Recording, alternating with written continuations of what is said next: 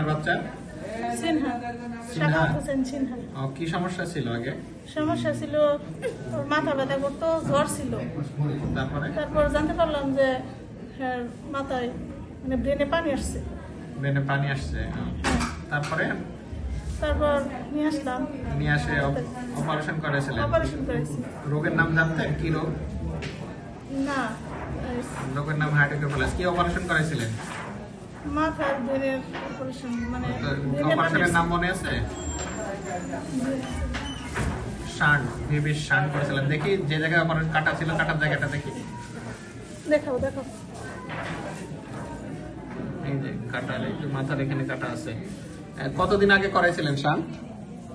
2.5 বছর। 2.5 বছর? 2.5 বছরের মধ্যে কোনো সমস্যা হয়েছে? সমস্যা হয়নি। বাচ্চার আগের যে লক্ষণ ছিল অপারেশনের আগে, সেই লক্ষণগুলো কি আর আছে? এখন ফুল স্বাভাবিক আছে।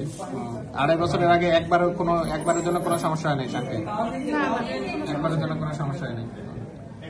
ঠিক আছে।